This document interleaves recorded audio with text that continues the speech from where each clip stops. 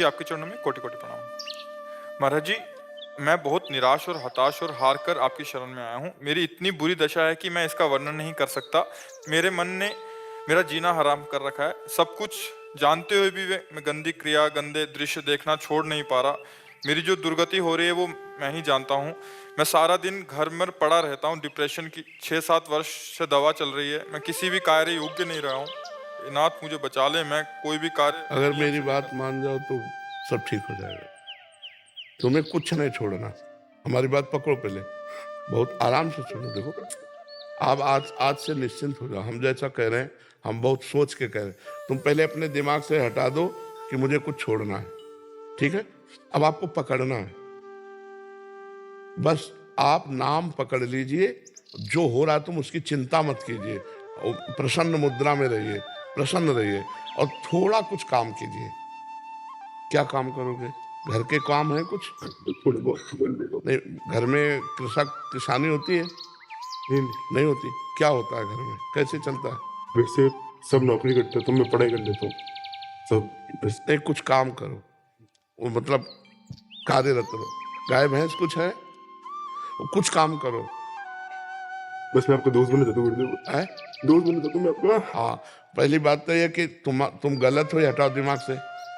हम जो कह रहे हैं मानो इसे आज से दिमाग से हटा दो, क्योंकि ये सोच जो है ना, ये आपको गिराती चली जाएगी। आज हम आपको कह रहे हैं, हम आपका हाथ पकड़ रहे हैं, आप निश्चिंत रहो। आप पहली बात ये छोड़ो कि आप गलत हैं, ठीक है?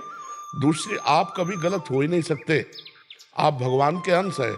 ये अंतःकरण गलत है, ये मन गलत हो गया है, तो इसको दंड भोगने दो। तुम चिंता मत करो। पहली बात तो तुम भगवान के अविनाशी अंश हो, चेतन, अमल, सहज सुख राशि। अमल का मतलब होता है निर्विकार। तुम्हें कभी कोई विकार आ ही नहीं सकता। तुमने क्या किया? अपने आप को भूलकर शरीर और मन को अपना मान लिया। इसी से सारी गलतियां हो रही। पर वो ज्ञान का विषय है, हम तुम्हें बिल्कुल साधारण बता रहे। पहली बात तो तुम सोचो मत कि हम विकारी हैं। जैसा सोचोगे वैसा बन जाओगे। देखो, पहुंच गए ना डिप्रेशन में, और आज से उठना शुरू हो जाएगा। हमारी बात मान लो। पहली बात तो ये कि तुम जैसा हम कहें वैसा करो। दूसरी बात, हमारी सामर्थ्य तुम्हें उठाएगी। हमारी सामर्थ्य जानते हो? हाँ, आज से तुम देखना तुम्हारे हृदय में प्रसन्नता का एक रेखा खींचेगी और बढ़ती जाएगी, क्योंकि श्री जी ने भेजा है तुम्हें। अब तुम अपने जीवन को नष्ट करने की ये जो धारा है, इससे आप उबर जाओगे। राधा नाम जप करो, निरंतरता। जहां पड़े हो और मन तुम्हारा सोच कर रहा है, उसको सोचने दो। तुम बार बार राधा राधा राधा, जो गलती हो रही होने दो। तुम बिल्कुल निश्चिंत हो जाओ। एक दिन वो बल आएगा कि सब छूट जाएगा। बहुत जल्दी वो समय आएगा, क्योंकि आपका प्रयास और श्री जी का बल ये आपको उठाएगा। आप इससे उठो, बिल्कुल निश्चिंत रहो। तुम कोई भी गलती का टेंशन मत लो। पहले टेंशन मुक्त हो, फिर प्रसन्नता तुम्हारी गलती पर चढ़ बैठेगी और गलती कभी नहीं होने लगेगी। धीरे धीरे ठीक हो जाओगे। एक गलती पर केवल असर करो, अपने दिमाग में लाओ कि तुम्हें ब्रह्मचर्य नहीं खंडित करना भी। अगर वो रहेगा तो दिमागी स्तर हम तुम्हारा सुधार पाएंगे।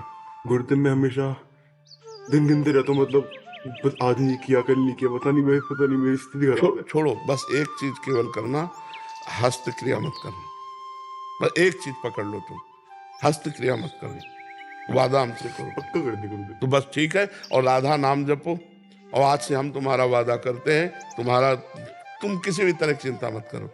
ये हम मतलब बिल्कुल हृदय से कह रहा हूँ। तुम बिल्कुल चिंता मत करो। आज से देखोगे आप, महीना भर बाद फिर आना आप हमसे मिलना के दोस्त भाव से। हम कोई बल ऐसे, बिल्कुल ऐसे समझो जैसे तुम तैसे हम, जैसे हम वैसे तुम, बिल्कुल अंतर नहीं। बस निश्चिंत हो जा। निश्चिंत हो जा। तो पापी को गुरुदेव बहुत दिक्कत, मैं आपके सामने हूँ। नहीं नहीं नहीं, ऐसा आपके सामने भी कर- नहीं नहीं नहीं, बिल्कुल हम तुम दोस्त हैं, कोई पापी नहीं। देखो, गंगा जी के पास जब जाया जाता है और गंगा स्नान किया जाता है, तो अपने को लगता है ना कि मैं पाप रहित हो रहा हूँ, क्योंकि गंगा स्नान कर रहा हूँ। तो गंगा जी ने भगीरथ से पूछा कि जब बहुत से पापी हमारा स्पर्श करेंगे तो मैं मलिन हो जाऊंगी, तो मेरे पाप कैसे नष्ट होंगे? तो उन्होंने कहा, साधवा समदर्शिना। जो प्रशांत मन साधु भगवान के चिंतन में लगे, वो जब चरण रखेंगे तो गंगा निष्पाप हो जाएंगी। और तुम धाम में बैठे हो और साधु संग कह रहे हो, अब पापी नहीं हो। यदि पापी होते तो मेरे सामने ना आते। जो पे दुष्ट हृदय सोई होई, मोरे सन्मुख आव की सोई। पापवंत कर सहज स्वभाव भजन मोर। अभी तुम्हारे ऊपर भगवान की विशेष कृपा है, तुम आज से डिप्रेशन रहित मान लो। अब मत मानना कि तुम डिप्रेशन में हो, तुमसे जो गलती हो उसको होने दो, बस रोक लो, हस्त क्रिया मत करना। हस्त क्रिया में तो समझ गए ना, हस्त मैथुन मत करना, और नाम जप करो। और जो हो रहा है तुम बिल्कुल ऐसे समझो कि बाबा ने पूरा ठेका ले लिया, अब हमको कोई चिंता नहीं। आज से तुम देखना आपका परिवर्तन होगा। और पर कोई काम करो, 2-4 घंटे का काम करो, कोई भी काम करो, कोई ना कोई काम ढूंढो, जैसा मन आवे, पर आप काम करो। आप घर में पड़े नहीं रहोगे। महाराज जी कहीं ऑफिस आदि में भी कर सकते हैं? कहीं भी काम करो, बैठे मत करो, मन को समय मत दो। ये बहुत बहुत दुष्ट है ये। मतलब नए नए बच्चे ऐसे गलत आचरणों में फंसते जाते हैं। इसका कारण होता है बच्चा ब्रह्मचर्यहीनता, गलत आचरण। तो उससे मन पाप में होता जाता है और वही दंड देता है। और अगर हम देखो भजन करें, भगवान के कहे के अनुसार चले, तो यही मन प्रसन्न हो जाता है, यही मन आनंद देता है। ये इतना बच्चा गलत है मन की, अगर ज्यादा गलती में आ जाए तो तुमको सिखाने लगेगा कि ये सिखाने लगे कि कब तक झेलोगे। यही मन सिखाता है। इसी दुष्ट मन को ठीक करने के लिए अध्यात्म है। और जब ये ठीक हो जाता है तो बच्चा चाहे जितना कष्ट हो आनंद बना रहता है, एकदम आनंद। हमारी तुम्हारी दोस्ती पक्की, और आज से तुम बिल्कुल आनंदित रहो, ठीक है। अब अगली बार जब आना ना, तो आप बताना कि आपका मन कैसा है, ठीक है। हमारे पास इंजेक्शन है, तुम जाओ, ये ठीक हो जाएगा। हाँ, समस्त सृष्टि का मन श्री कृष्ण है, और श्री कृष्ण का मन किशोरी जो है, और किशोरी जो की शरण में हम है।